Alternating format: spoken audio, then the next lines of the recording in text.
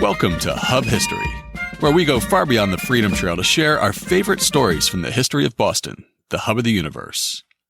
This is episode 146. No other answer but from the mouth of his cannon. Hi, I'm Jake. This week, co-host Nikki and I are taking a vacation to Quebec City. In fact, by the time you hear this, we should be on our way home. In honor of the trip, I'm going to share a story about Quebec and Boston. Our cities share a deeply intertwined history that goes back to the earliest days of English settlement in North America. Puritan Boston could hardly stand the idea that their closest European neighbor was a Catholic colony, and they made many attempts to drive the hated French from the continent. To defeat the hated French, the New Englanders would have to take fortresses at Louisbourg, Quebec, and Montreal. We recently talked about the 1745 siege of Louisbourg, but this week we're going even further back in time. In 1690, Sir William Phips, the frontier shepherd who found a sunken treasure and became a knight, led a large fleet of ships and over 2,000 soldiers out of Boston. Their goal was to reduce the defenses of Quebec and force the French colonists to submit to the British crown. But the result was a disaster. But before we talk about the 1690 siege of Quebec, it's time for this week's Boston Book Club selection and our upcoming historical event. My pick for the Boston Book Club this week is Thomas Prince's Chronological History of New England. I'm going to be talking about a story from 17th century Massachusetts today, so I want to share one of my go-to sources for the earliest days of English colonization in New England. Prince was a Harvard-educated minister who was born in 1687. After graduating, but before becoming a pastor at Old South, Prince traveled around the Caribbean and visited England. As a New Englander, people in other places grilled him about our region's history, so Prince began collecting books and texts about the topic. A few years later, in 1728, he began assembling his own book about the history of Massachusetts. Unlike many of his contemporaries, Prince was obsessed with primary sources and accuracy. The result is a book that traces the early history of Plymouth and Boston on an almost day-by-day basis. The first few entries for the year 1630 record everything from the official renaming of Trimontaine to Boston, to the founding of the cemetery that would become King's Chapel Burying Ground, to Governor Winthrop sending for Thomas Morton of the nearby settlement of Marymount to account for his people's bacchanalian lifestyle. By the time Thomas Prince died in 1758, he had only made it up to the history of 1633, in part because of his rigor, and in part because he insisted on starting on the sixth day of creation, when God was supposed to have created Adam and Eve. If you're looking for documentation about the English colonists and their native neighbors in Massachusetts between 1620 and 1633, this is an excellent source. I'll include a link to buy the book in this week's show notes, and because it's just ever so slightly out of copyright, we'll also have a link to a free online edition. And for our upcoming event this week, I want to recommend a reenactment that's coming up in Lexington on August 31st. After the Stamp Act of 1765, and especially after the Townshend Acts of 1767 and 1768, Massachusetts colonists found ways to protest what they saw as unjust taxation. These protests would eventually escalate to riots in 1768 and result in the British troops occupying the town. One of the main ways that colonists could affect the Parliament in faraway Britain was through boycotts. Boston merchants entered into a non-importation agreement in 1768, banding together to refuse to purchase British goods that would be taxable. Eventually, these non-importation agreements spread to New York, Philadelphia, and beyond. Textiles were one of the key goods that colonists were boycotting. During the protests, American patriots took pride in wearing clothes made of rougher, homespun cloth, which was manufactured locally, rather than the more refined materials imported from Britain. Because spinning, weaving, and sewing were gendered as women's work, this homespun movement thrust Massachusetts women to the forefront of resistance against the Townshend Acts. For example, a May 1769 article in the Essex Gazette said, "It was early conceived by the most sagacious and knowing nations that a number of females had always determined the condition of men by means of their spinning wheels. And Virgil intimates that the golden age advanced faster as they spun. And had the ladies in every age since ruled in this laudable way, perhaps some nations would be in a far better state than they now are. But be that as it will, I presume there never was a time when, or a place where, the spinning wheel could more influence the affairs of men than at present, in this and the neighboring colonies. The industry and frugality of American ladies must exalt their characters in the eyes of the world, and serve to show how greatly they are contributing to bring about the political salvation of a whole continent. While the domestic work of spinning yarn, weaving cloth, and sewing clothing was generally done privately, in 1769 the women of Massachusetts found ways to make it public. Spinning bees were held across the province, with one historian counting 28 during the first 9 months of the year. The Boston Gazette reported on a spinning bee held on August 31st in Lexington.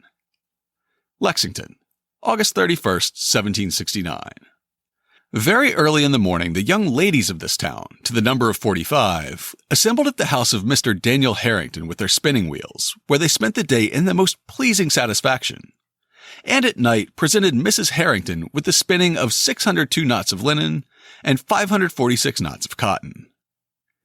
If any should be inclined to treat such assemblings or the publication of them with a contemptuous sneer, as thinking of them as quite ludicrous, such persons would do well first to consider what would become of one of our so much boasted manufactures, on which we pretend the welfare of our country is so much depending, if those of the fair sex should refuse to lay their hands on the spindle or be unwilling to hold the distaff.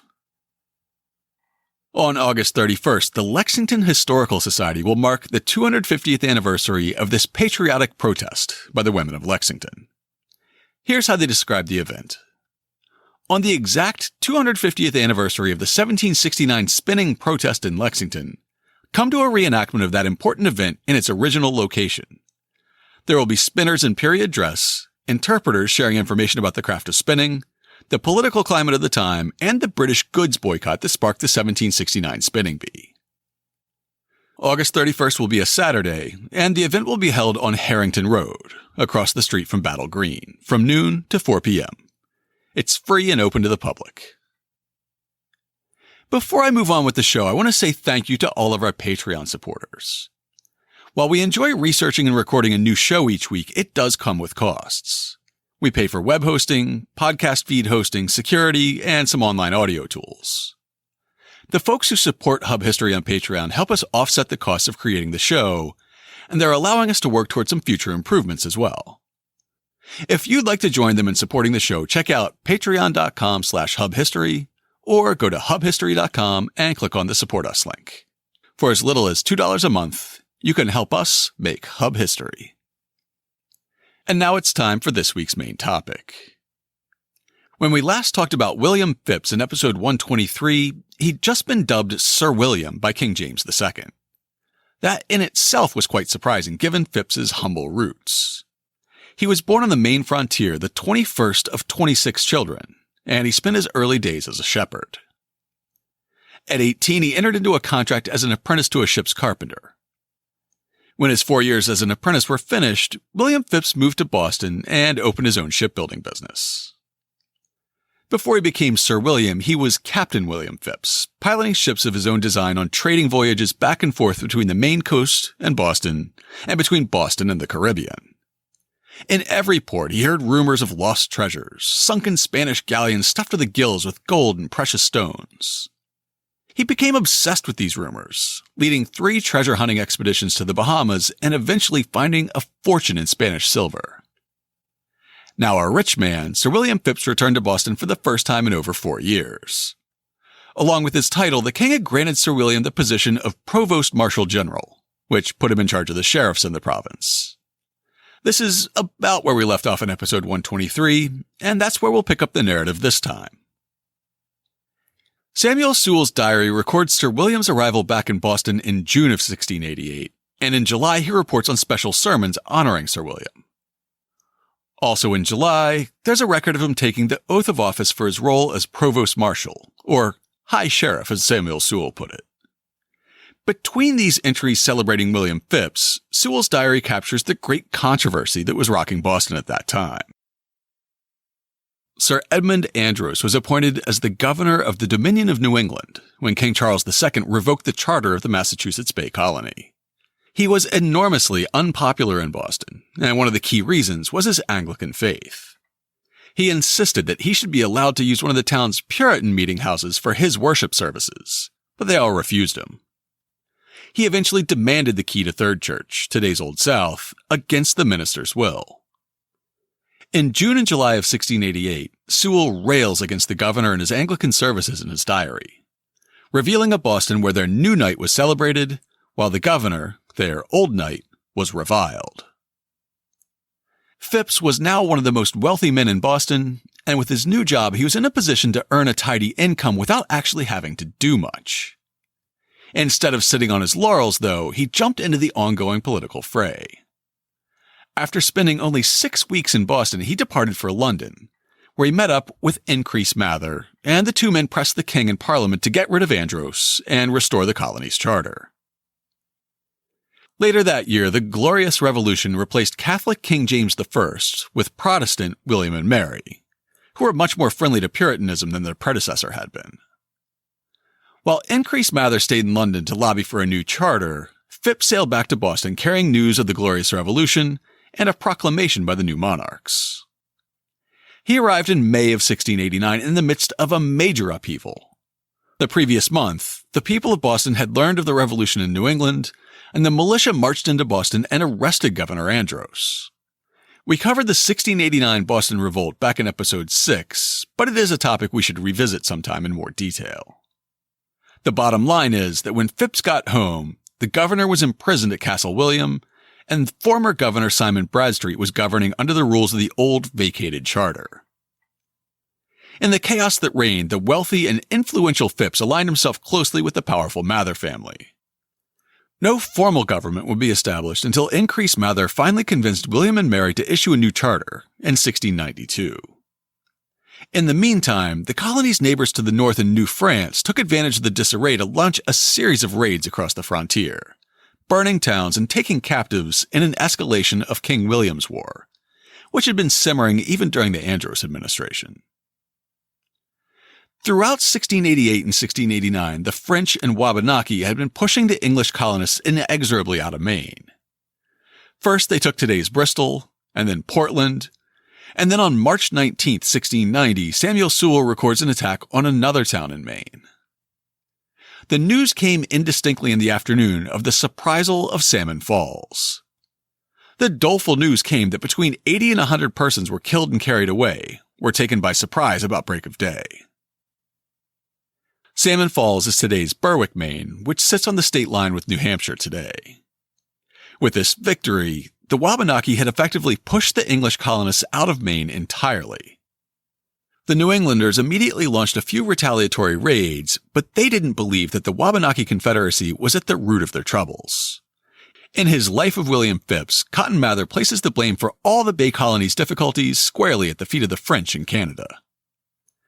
It was Canada that was the chief source of New England's miseries. There was the main strength of the French. There, the Indians were mostly supplied with ammunition. Thence issued parties of men who, uniting with the savages, barbarously murdered many innocent New Englanders without any provocation on the New English part. The English believed that their best bet at reprisal was to strike at the heart of New France. The largest settlements in the colony were Montreal, Quebec, and Port Royal. A campaign was planned against Port Royal, the principal French settlement in Acadia, which the English had long coveted. There was only one problem. Who could lead it?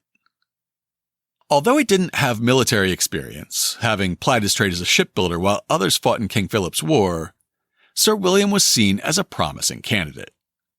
He had commanded one of the king's ships of war, and his experience organizing and leading the successful treasure cruises were seen as an important credential. There was just one more problem. As a non-Puritan, Sir William was not a freeman, not a free member of Massachusetts society. Luckily, that was a problem that the province could solve. Samuel Sewell's diary records Phips' commission as an officer and his oath as a freeman. Saturday, March 22nd. The governor sends for me and tells me of it. I tell the court, and they send for Sir William, who accepts to go and is appointed to command the forces. Major Townsend relinquishes with thanks. Sir William had been sent to at first, but some feared he would not go. Others thought his lady would not consent. Court makes Sir William free, and swear him Major General, and several others. The Wikipedia entry for Sir William does a better job interpreting this paragraph than I would have.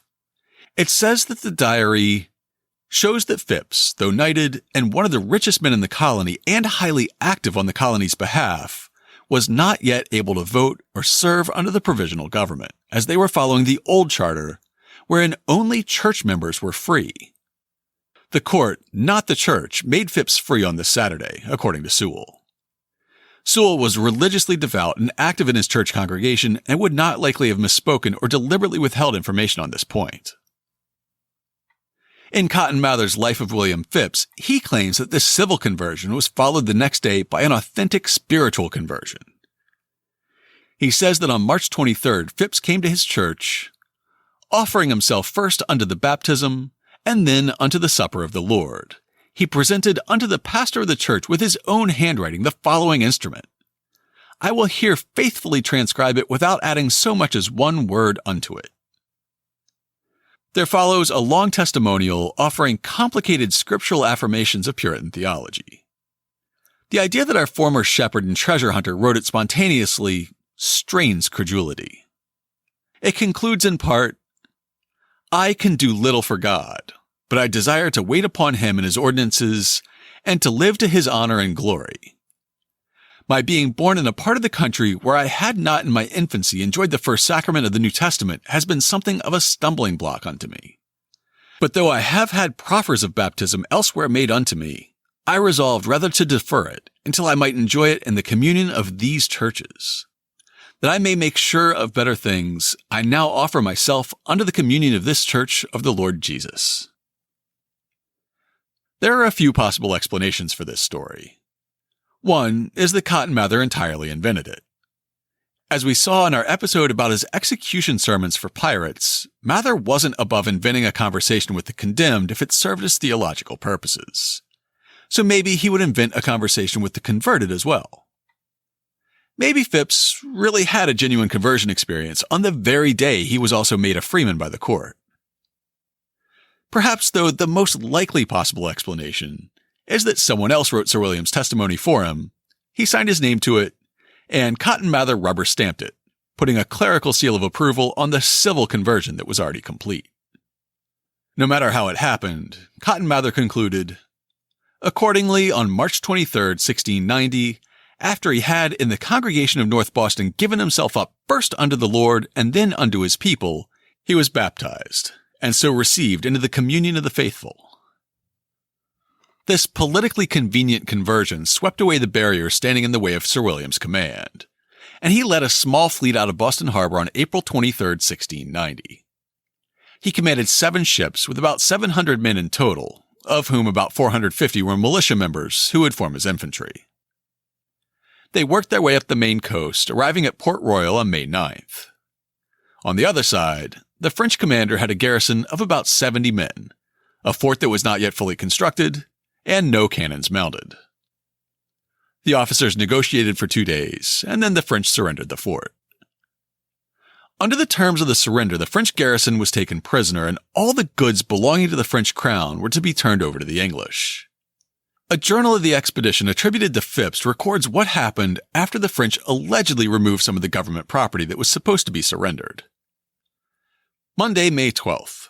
This morning, we went ashore to search for hidden goods. For during the time of the parley, they had broke open the king's store and merchant stores and conveyed sundry wares into the woods. We cut down the cross, rifled the church, pulled down the high altar, breaking their images, and brought our plunder, arms, and ammunition into Mr. Nelson's storehouse, and so kept gathering plunder both by land and water, and also underground in their gardens, all the next day. This decision made him a villain in the history books of Canada, because he'd promised to protect, quote, the lives, liberties, and properties of the French planters as long as they surrendered the fort at Port Royal with all the great artillery and stores of war and whatsoever else belongs to the French king. Instead, when his crew was done plundering the town, they leveled the fort, and Phips compelled some of the Acadians to swear oaths of allegiance to the British crown. By May 30th, Sir William's fleet was back in Boston, with the French garrison as their prisoners. This success inspired an even more ambitious expedition, one that Cotton Mather called the greatest action that ever New England attempted. The town of Quebec was the capital of New France, and it was situated far inland on the St. Lawrence, an incredibly powerful river that carries the drainage of the entire Great Lakes basin to the sea. The town was built at the top and bottom of an imposing bluff high over the river, at the first point where the river's narrow enough for cannons on one side to command the whole thing. It was fortified on both the land and water sides, though the French garrison was small. For Sir William, now a newly minted major general, to successfully attack the fort, he'd need to recruit a large force of infantry and artillery, embark them on ships, and sail all the way up the east coast past Maine, past Acadia to the mouth of the St. Lawrence, and then all the way up the St. Lawrence to the interior. It was going to be an expensive expedition. To finance the undertaking, the colony issued bonds. Like a treasury note today, these bonds essentially allowed the government to borrow from the populace. You'd buy a bond now, and the government would pay you back after the expedition. Instead of paying out interest like our treasury notes, these bonds entitled the buyer to be paid a share of the plunder taken from Quebec, in proportion to the value of the bond. Given Phips' willingness to loot the church at Port Royal, the army was looking forward to good plundering. One of the articles of war governing the expedition, though, said that all plunder had to be reported so it could be used for the bond fund.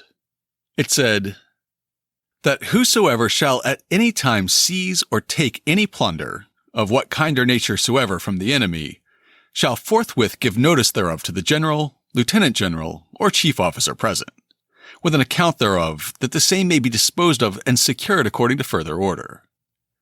And whosoever shall refuse or neglect to do so, shall forfeit his share of plunder, and make restitution of what they shall so conceal, withhold, or embezzle, and also suffer such further punishment as a council of war shall determine. Along with money, the expedition also needed supplies, namely cannons. To successfully besiege a fortified town like Quebec, they would need plenty of powder and heavy guns to batter down the walls and make the defense untenable. There weren't enough heavy cannons in Massachusetts at the time, so Phips ordered more from England, and then waited for a response. And waited. And he waited, until he finally had to give up and sail. Here's what Cotton Mather says on the matter. And a fleet was accordingly fitted out from Boston under the command of Sir William Phips, to fall upon Quebec, the chief city of Canada. They waited until August for some stores of war from England, whither they had sent for that purpose early in the spring. But none at last arriving, and the season of the year being so far spent, Sir William could not, without many discouragements upon his mind, proceed in a voyage for which he found himself so poorly provided. However, the ships being taken up, and the men on board, his usual courage would not permit him to desist from the enterprise. But he set sail from Hull, near Boston, August 9th, 1690, with a fleet of 32 ships and tenders. Of the 32 ships under Sir William's command, 4 were ships of the line, proper English warships, and the others made up a motley fleet. Along with their crews, these ships carried a militia of about 2,300 men. They were departing on the long voyage to Quebec late in the summer, without heavy guns or sufficient powder. Nevertheless, certain that the Protestant God was on their side, the Provisional Government of Massachusetts gave Phips these orders. Pursuant unto your said commission, you are to take all the said forces under your conduct and command, and having embarked your soldiers, to take the first opportunity of fair wind and weather, and set sail on the said expedition directing your course for Canada. Let your care be that your soldiers and seamen be supplied and allowed suitable provisions and other necessaries.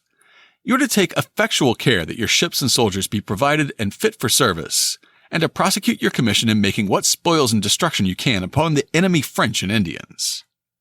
You are to endeavor what you can to take them by surprise, exposing your own men as little as may be, taking special care in your landing, marches, and assaults that you be neither ambuscadoed nor betrayed by the enemy. In case they shall surrender themselves and ask for quarter, you are to grant them their lives and nothing else but at discretion only, unless it appear for their majesty's service, and you be necessitated to consent to further terms. One of the militia members under Sir William was John Wise, a minister from Ipswich who served as a chaplain. He wrote a narrative of the expedition to Quebec, which he opened by saying, "Under the conduct of the truly valiant Sir William Phips, Knight General, and of John Whalley, Esquire, Lieutenant General, about 2,500 soldiers and mariners embarked out of the New England colonies and set sail upon the 9th of August, 1690, from Massachusetts Bay with great hopes and expectations to conquer New France." Just to note that throughout this episode, we're using dates from our primary sources in the Old Calendar style, from before the British calendar change of 1752. August 9th Old Style corresponds to August 19th New Style. This podcast is being released on August 18th, which is one day short of 329 years after August 9th Old Style, when the fleet left Boston. Whether you measure it by an Old Style calendar or a new one, 8.5 weeks is a long time to be at sea, but that's how long it took the fleet to get from Boston to Quebec. Major Thomas Savage of Boston said in a letter to his brother, "We went from Boston 32 ships and other vessels, with about 2,000 men with 4 months' provision and ammunition little enough, but had not one man for a pilot. Of their 2 months aboard ship, 3 weeks were spent navigating up the treacherous St. Lawrence River against the prevailing wind, and without a knowledgeable local pilot to guide them. Along the way, they captured a few French vessels and attacked some small settlements along the river. The fleet finally dropped anchor within sight of Quebec on October 6th, just as the Canadian winds began turning wintry. In the meantime, French Governor Frontenac had been tipped off by their long voyage up the river, and he marched from Montreal with a large reinforcement of colonial regulars and militia, arriving just 2 days before Sir William did. Now, the small garrison at Quebec had been bolstered to a superior force of 3,000. They were behind walls and atop one of the greatest natural fortifications on the continent, while the shallow waters at the foot of the cliffs meant that the English warships couldn't closely approach the town.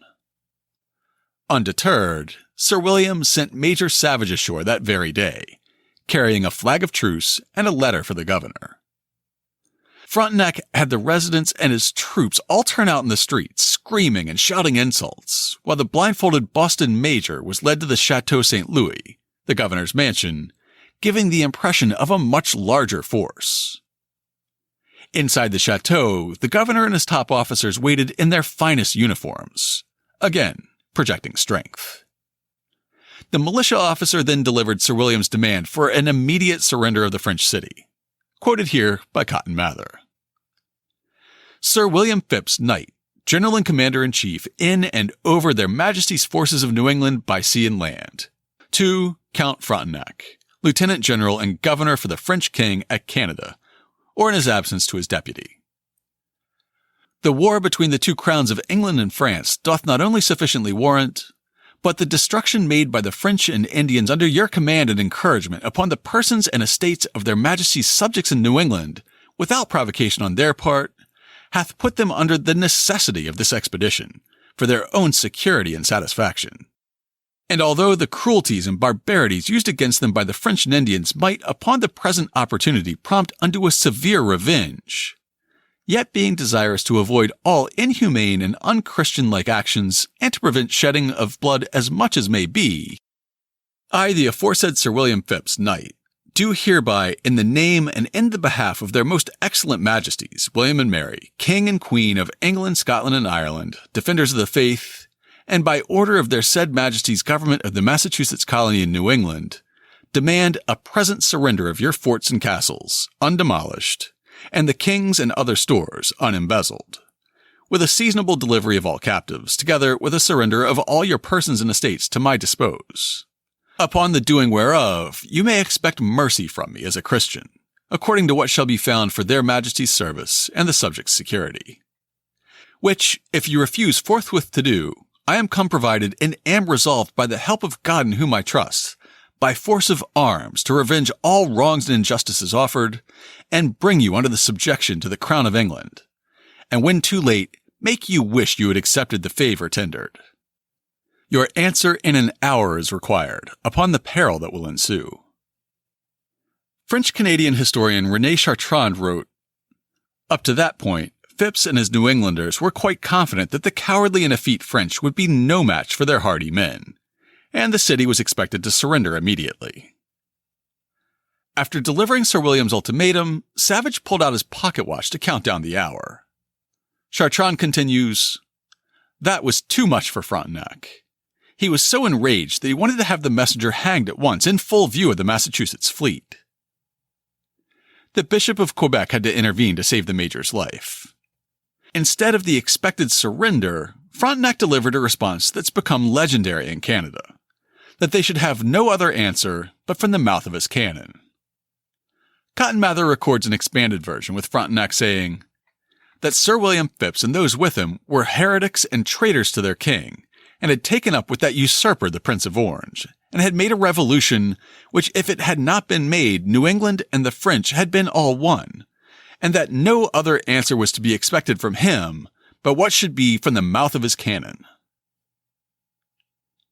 Phips and his second-in-command, General Whalley, decided that the only logical place to stage an attack was at the mouth of the River St. Charles, which formed the northeast boundary of the town. Here there was a break in the imposing cliffs protecting Quebec, and there was level ground they could use for a staging area after landing troops. A plan was concocted by which the infantry would use the fleet's small boats to land on the eastern bank of the St. Charles, away from the town. John Wise describes how it began to unfold. Having considered every place for landing our forces, and having an account that the Charles River, which runs down by Quebec North, was fordable and passable for foot about low water, and seeing all the time we lay there that the French went out of the town and over the river horse and foot and drave cattle, etc., we concluded that to land a little below where the bark went on shore might be very convenient and fit for our purpose. Therefore, as I do remember about the young flood in the forenoon upon the 8th day of October, we fell down with all our small vessels and boats belonging to the ships of war for landing. Major Thomas Savage continues, "It was agreed that the soldiers should be put ashore upon a beach about 2 miles from the town, and to get as near the town as we could, and to encamp that night. For there was a river between us and the town that was knee-deep at low water, which we were to go over to the town. And in the night they were to send some small vessels that had guns with ammunition and provisions for us, and to bring our field pieces ashore with them to secure our passage over the river. And when we were over the river, then the 4 great ships should fall upon the town to batter it." So, after establishing a beachhead, the New Englanders were supposed to wade across the river at low tide. Then the boats were supposed to come back and deliver 6 brass field guns, small cannons, once they were on the west side of the river. The plan went wrong right from the start. First of all, the army was under strength, because smallpox and dysentery had set in during the long voyage north. At the time of the landing, only about 1,200 men were fit for duty. I've seen estimates that in order to successfully lay siege to a fortified enemy position, an army needs anywhere from twice to 10 times as many soldiers as the opposing side has. Sir William was now landing a party that had less than half the numbers as the defenders in one of the strongest fortresses on the continent had. The narrative by Wise records that the landing party had no time to secure a beachhead and set up camp. When the boats came so near shore as they could get, our men were necessitated to wade, some up to mid-thigh. They had a bad landing, but after some hours most of our army mounted the bank of the river and drew into good order their several regiments for march. They had not stood so long in their figure, but the French enemy, having placed an ambuscado of about 700 men in the swamp toward our right wing, made shot on our army. Major Thomas Savage was in command of the landing party, and his letter also captures the chaos that followed the landing. Accordingly, we landed, I being the first field officer ashore.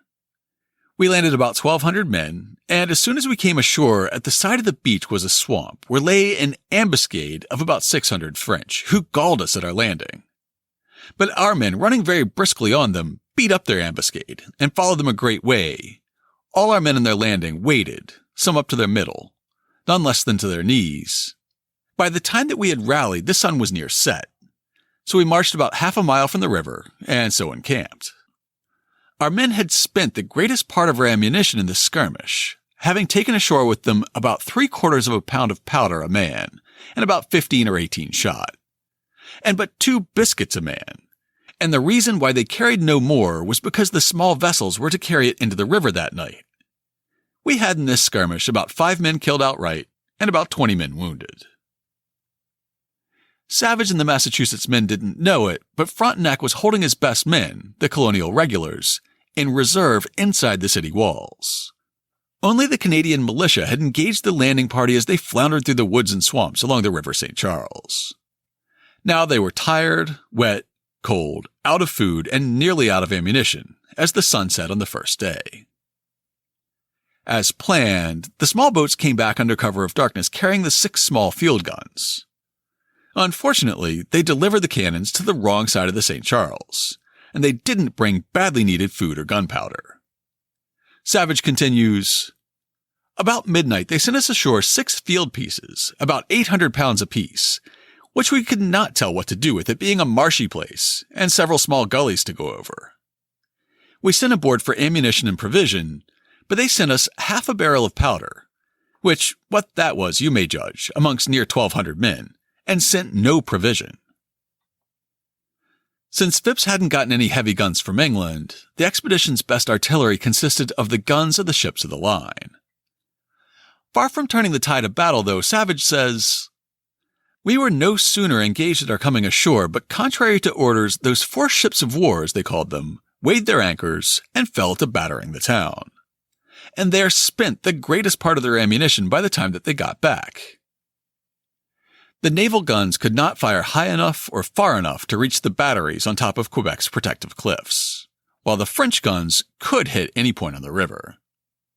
The warships were badly damaged, and Sir William's personal ensign on its flagship was shot away and captured as a trophy by some Canadian militia in a canoe. While the fleet was off wasting its gunpowder, the landing party made an attempt to break through the defenses and reach the city."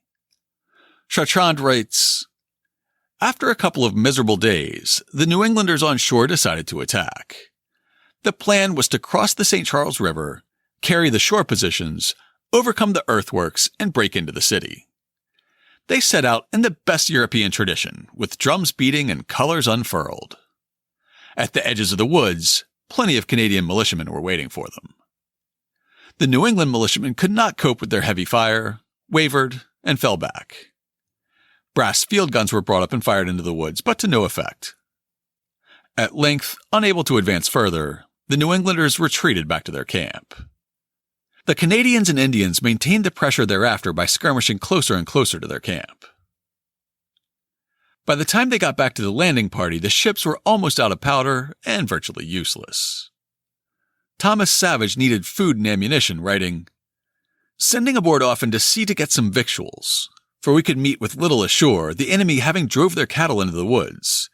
They at length sent us word that they had no more ammunition to spare, but sent us out a biscuit cake a man, and ordered that we should come aboard again, for they understood it was not a good place to set upon the town, being a very strong place, walled all round, and a battery of guns that are coming over the river." On October 12th, the boats came to ferry the landing party back to the ships. By this time, they'd lost somewhere between 30 and 150 men killed and captured. In the confusion of loading the boats, 5 of the 6 field cannons were left behind and captured by the Canadians. Cotton Mather described this evacuation from Phips' point of view. But wondering that he saw no signal of any effective action ashore at the east end of the city, he sent that he might know the condition of the army there, and received answer that several of the men were so frozen in their hands and feet as to be disabled from service, and others were apace falling sick of the smallpox. Whereupon he ordered them on board immediately to refresh themselves, and he intended then to have renewed his attack upon the city, in the method of landing his men in the face of it under the shelter of his great guns. I'm not quite sure how Sir William intended to renew the attack, since his heavy guns couldn't reach the French positions, his light guns had been captured, he was out of food and ammunition, his army was increasingly sick and dispirited, and a harsh Canadian winter was fast approaching. Mother Nature soon put an end to his lofty plans. Cotton Mather says that, ere a full council of war could conclude the next steps to be taken, a violent storm arose that separated the fleet, and the snow and cold became so extreme that they could not continue in those quarters any longer. Thomas Savage wrote that the fleet briefly anchored in the lee of Isle Orleans, a large island just downstream from Quebec, but were, by stress of weather, forced out of the river to sea and dispersed.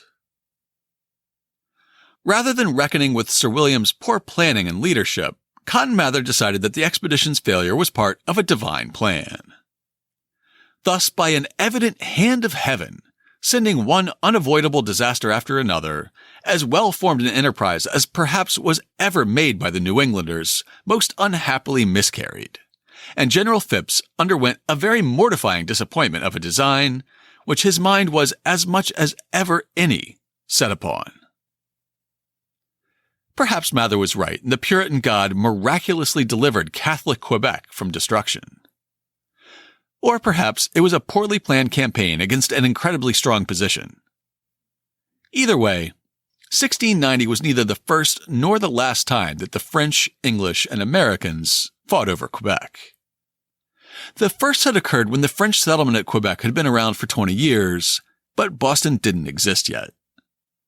In 1629, an English privateer fleet starved Quebec into submission, forcing Samuel de Champlain to surrender the settlement. However, because the war between France and England was officially over before that siege began, the colony was returned to France in 1632. Then, a few years after Sir William's campaign, another fleet from Boston sailed for Quebec as part of Queen Anne's War in 1711. This time, a large portion of the fleet was lost to shipwrecks at the mouth of the St. Lawrence. At least 700 soldiers drowned, and the invasion was called off. At the height of the 7 Years' War, which we know better as the French and Indian War, a British invasion force finally went to Quebec with enough men and materiel to take it. A large army of British regulars led by General James Wolfe laid siege to the city for 3 months, reducing the French fighting effectiveness and probing for weaknesses. In September of 1759, the British landed, climbed the cliffs in secret, and lured the French into a set-piece battle on the Plains of Abraham. It was over within 15 minutes, sealing the fate of New France. And finally, as Hamilton fans know, General Richard Montgomery caught a bullet in the neck of Quebec in 1775. American General Benedict Arnold launched an audacious invasion of Canada by sailing from Cambridge to the Kennebec River, then marching his army 300 miles through the Maine wilderness to Quebec. By the time they arrived in November, half the army had deserted and the rest was starving. The Americans launched an attack on December 30th, leading to house-to-house fighting before they were pushed back. The siege dragged on until May of 1776, with the Americans suffering from hunger and disease, while the British sat fat and happy behind the impregnable walls of Quebec. You can learn more about the 1759 and 1775 sieges of Quebec from our friends over at the American Revolution podcast, who have excellent episodes about both. Back in 1690, Sir William's troubles weren't over. Disease continued decimating the army on the voyage home. 4 ships were blown out to sea and fell weeks behind the rest of the fleet. 2 ships sank, and another one was wrecked on Anacostia Island at the mouth of the St. Lawrence. They slowly starved through the long winter until a group of 5 survivors sailed an open boat on a 45-day journey through the icy March waters to Boston. After a rescue party retrieved the rest of the survivors, the final death toll from disease, exposure, starvation, and shipwreck was about 1,000. Samuel Sewall says that the bad news reached Boston on November 8th. Phips himself arrived in Boston on November 19th in the middle of a financial crisis. Since the siege failed, the bonds that had been issued against shares of plunder were worthless. The surviving soldiers and sailors, however, still expected to get paid. The colony didn't really have any hard currency, so a note attached to Thomas Savage's account describes how the government issued the first paper money in North America. This expedition has brought the colony of the Massachusetts Bay above 50,000 pounds in debt, for payment whereof the general court hath laid grievous taxes upon the inhabitants, which they force from those who refuse to pay. And for satisfying the clamors of the soldiers and sailors, most of whom were pressed and sent in this service, they, upon the return of their ships from Canada, made a law, dated at Boston the 10th of December 1690, ordering a committee of 5 persons, 3 whereof should be empowered for granting forth printed bills. by which some of the soldiers and seamen are paid, and the colony is thereby engaged to satisfy the value of the said bills, as the treasury shall be enabled. The first bills were printed the next February, and they carried this inscription: "This indented bill of blank shillings, due from the Massachusetts colony to the possessor, shall be in value equal to money, and shall be accordingly accepted by the treasurer and receiver, subordinates to him in all public payments, and for any stock at any time in the treasury. New England, February the 3rd, 1690, by order of the General Court." Unfortunately, these paper notes quickly lost half their value, and merchants soon stopped accepting them. Despite the complete and total failure of this expedition to Quebec, Sir William Phips remained closely allied with the powerful Mather family. When Increase Mather was finally successful in obtaining a new charter for the colony, he persuaded the King and Queen to make Sir William the first royal governor of Massachusetts. He took his oath of office in May of 1692, just in time to preside over the Salem witch trials. But that's another story for another podcast. To learn more about the 1690 Siege of Quebec, check out this week's show notes at hubhistory.com/146. We'll have an article about archaeologists uncovering a ship from Dorchester that was part of the Phips fleet in 1997. There'll be plenty of historic maps showing how the siege unfolded. We'll have links to Cotton Mather's Magnalia Christi Americana and Life of William Phips, and to Samuel Sewell's diary. And we'll link to the first-hand accounts of the siege by Thomas Savage and John Wise. We'll also include a collection of sources in both French and English. And of course, we'll have links to information about our upcoming event and this week's Boston Book Club pick. Before I wrap up, I want to take a moment to share some listener feedback, since it's been a while. The first thing I want to share is not a direct response to the show, but it's a response to a social media post about the deadly 1973 crash of Delta Flight 723 at Logan Airport.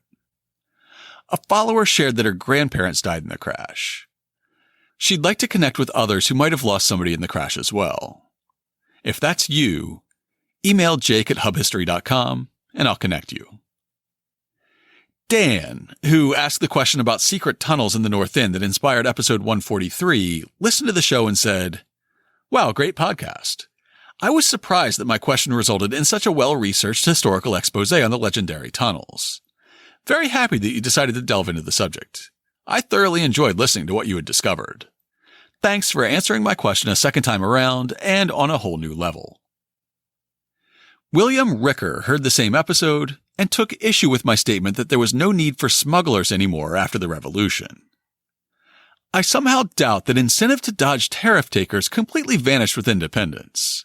Both Commonwealth and Congress were likely to take a tax when convenient. Captains of Old Jersey and settlers of Gloucester were known to smuggle. Or was that Marblehead that was supposedly built by those captains who found even Salem too close to Boston's custom house? Over on Twitter, @Ritterton saw a tweet about our Hooker Day show and said, "Oh really? He got a day? Was it filled with drinking and blaming immigrants for his problems? Asking for my ancestors." @BostonBoxer1 heard our classic episode about the 1779 Penobscot expedition that got Paul Revere court-martialed and said, "A great follow-up to the podcast would be to read Bernard Cornwell's The Fort. Fascinating and frustrating story. We'll be sure to listen to this one." @Knock Knock Zebra listened to our show about the Cessna Strafer and said, "I was around for this. I remember the shooting, but forgot that he'd flown under the Tobin. Holy crap." I also want to share one of my favorite recent reviews on Apple Podcasts. Like milk and a cookie and a shot of rum. For some reason, I just feel better after listening to these podcasts. I don't care if it's tidal mill ponds or pirates. It's like hearing stories from your cool but approachable friends.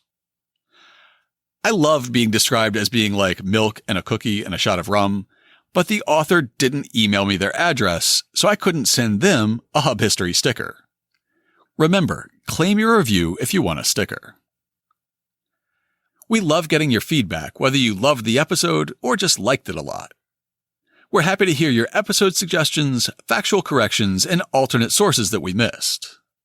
If you'd like to leave us some feedback on this show or any other, you can email us at podcast@hubhistory.com.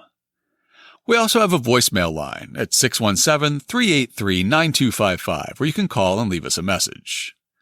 We'd love to share your audio feedback in a future episode. We're Hub History on Twitter, Facebook, and Instagram. Or just go to hubhistory.com and click on the Contact Us link.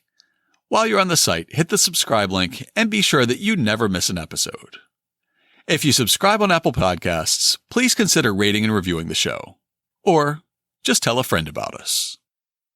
That's all for now. We'll be back next time to talk about the only female pirate from Boston, who was also the last woman to be hanged in Massachusetts.